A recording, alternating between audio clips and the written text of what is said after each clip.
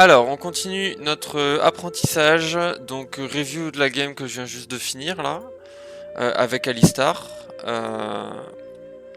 Donc on va review la laning phase pour apprendre, voir ce qu'on aurait pu faire de mieux, voir où on a fait des erreurs, même si on n'a pas été puni, on peut quand même identifier ses erreurs et apprendre.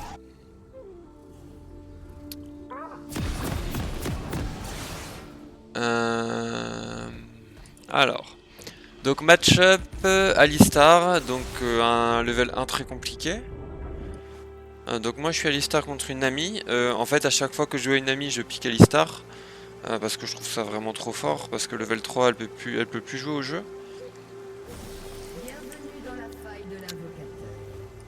Alors hop, raid. On va sortir son Epic Pen.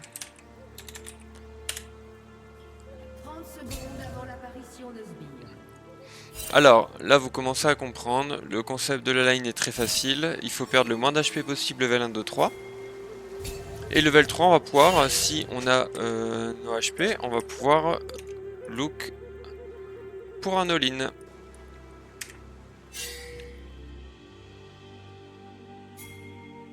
Donc en termes de pattern, de trade, ce qu'on peut faire c'est par exemple regarder quand est-ce que le Jhin veut nous... no I can't, oui, le plus vite. Merci pour le follow. Donc ce qu'on peut faire c'est sur la 4ème auto-attaque de Jhin, on peut look pour un combo. Pourquoi? Bah parce que c'est un timing où en fait il a pu céder.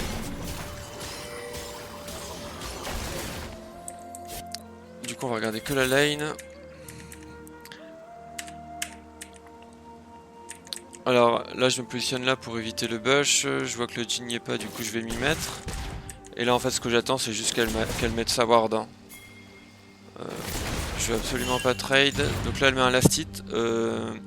Alors elle last hit au Q-spell pour avoir plus de range, cependant. Ça fait un push, c'est pas trop ce qu'on veut. On veut vraiment attendre que la wave arrive sous tour. On va regarder ce que fait le Jhin. Donc là l'erreur du Jhin c'est de mettre des autos inutiles sur le CS, ça sert à rien. C'est juste en train de faire un fast push.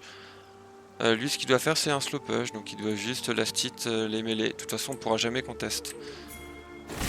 Donc là il fait une grosse erreur, il met déjà 3 autos dans les casters. Et ensuite il last hit mais alors que le mêlée a encore beaucoup d'HP, il peut encore attendre une seconde pour last hit ce CS. Et ensuite il met un Q-spell dans la wave. Donc là il est en train de hard push la wave et donc en fait il est en train de lose son level 1. Parce qu'il va nous donner un free crash sur la 2ème wave. Et donc on voit qu'on joue Alistar Jinx, on est très weak et pourtant on est 100% HP, on n'a pas lose d'XP ni de gold. Parce qu'actuellement elle last hit. On a eu 100% DCS. On est en train de prendre des trades qui sont très fine à Alistar. Donc là, nous, notre lane, elle est déjà gagnée en fait. On va perdre un CS, elle continue de mettre des roquettes, je comprends pas trop pourquoi. Elle pourrait juste se calmer et juste last hit. Là, sur leur transition level 2, ils avancent même pas. Leur transition level 2, ils devraient être là, pour nous zoner. Donc là, le niveau en face, c'est très très weak hein, pour du masseur.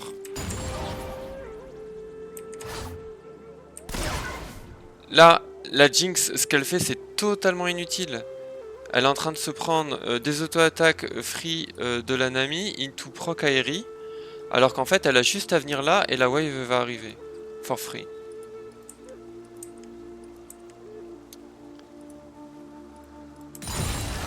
Donc là, elle perd littéralement 40% HP. En plus, on va voir que comme ils sont level 2, moi je pense que le Jhin va la W. En fait, je me rends compte que le Jhin n'avait pas pris son sort.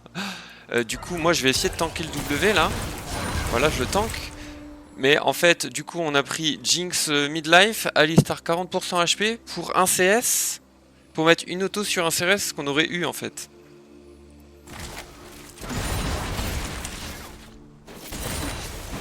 Là, toutes ces autos ne servent à rien. Elles ne servent à rien.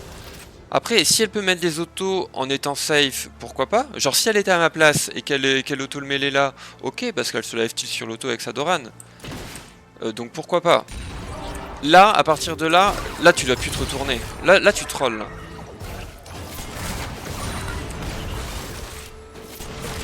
Et du coup, ça nous met dans une situation délicate parce que tous ces CS là auraient dû être free parce que j'aurais dû être 100% HP elle aussi.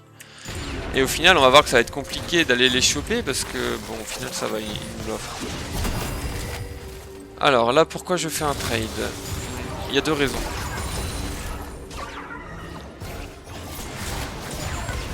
Là, ils ont use tout leur CD. Et on a notre transition level 2 qui était notre game plan. Et le Jhin vient de prendre un coup de tour. Donc c'est pour ça que je all-in là. La Jinx met un W parfait. Et là, j'avoue que moi, si je suis le Jhin, il y a un monde où je flash out. Et en fait, c'est ce que je veux forcer à ce moment-là. Parce que je pense pas que le kill, on puisse le faire. Ils ont tout leur somme de up. Là, j'aurais bien aimé forcer un flash. Au final, on force la barrière. On continue de trade. Parce qu'au final, là, il se retrouve dans une situation très délicate. Pourquoi? Bah parce qu'en fait, au-dessus de sa tête, ça fait tic-tac, tic-tac, tic-tac. Parce que la Jinx est en train de stack son lethal tempo. Si la Jinx stack son lethal tempo, qu'on tue le Jhin, en fait, elle court sur la Nami, elle la tue également. Donc je proc Ignite parce que je veux vraiment forcer le flash. Et ok, là, on force flash in. Et je cancel. Alors... là je m'en souviens parce que je viens juste de redo la game. Je me rappelle que la Jinx fait une grosse erreur là à ce moment là. C'est qu'en fait elle continue de trade la Nami. Là à ce moment là il faut juste cancel. Il faut qu'on joue pour le crash wave into back. Là elle va trade des HP contre la Nami. Enfin ça me paraît évident, tout le monde voit que même si on est sur un triangle favorable, on est en 2v1. Mais en fait il n'y a aucun monde où ce trade d'HP là va nous servir à quelque chose. Admettons, la Jinx trade la moitié de ses HP, donc il lui reste plus que la barre rouge là, et la Nami perd la moitié. Admettons.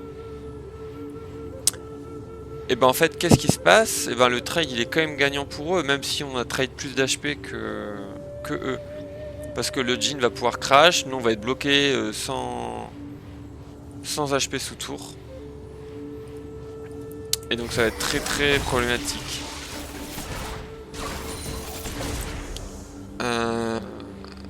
Salut Ted. J'espère que t'as la forme.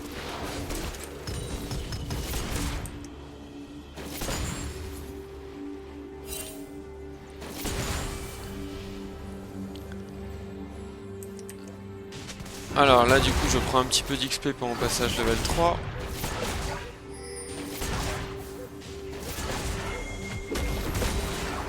Et là ce que je vais faire en sorte c'est d'essayer de les embêter pour pas qu'ils puissent crash cette wave gratuitement. Ou alors, pour leur faire perdre du temps. C'est-à-dire que cette wave je vais pas pouvoir l'empêcher de crash. Cependant je peux faire perdre du temps à l'adversaire parce que j'ai beaucoup d'HP. Je peux me permettre de prendre ces autos gratuitement. Là on voit que je suis toujours sur ma transition level 3. Je pensais passer 3 sur ce CS. En fait non. Je dois être littéralement à 100% d'XP. Du coup je fais un flash Q. La Jinx me follow pas trop, je sais pas trop pourquoi. Cependant elle est en train de stack son lethal tempo. J'aurais aimé qu'elle mette toutes ses autos sur Jhin. Là j'ai ma transition level 3. Et je suis encore assez safe parce qu'il me restait un cookie.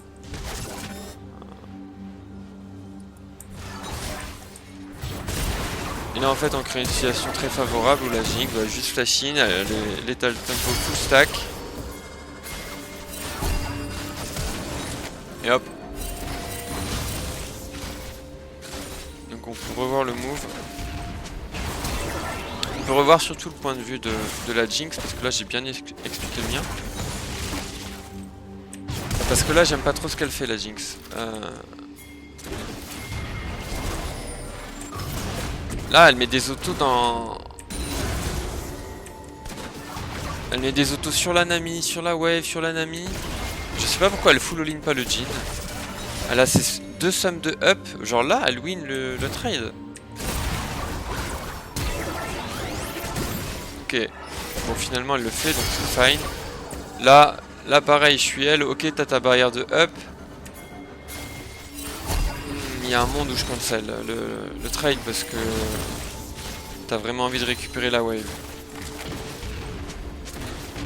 Ok, donc là elle va réussir à crash et puis en fait on va déjà arrêter la vidéo là parce que 10 minutes. Là la Jinx j'aime pas du tout ce qu'elle fait. Ok, elle reset.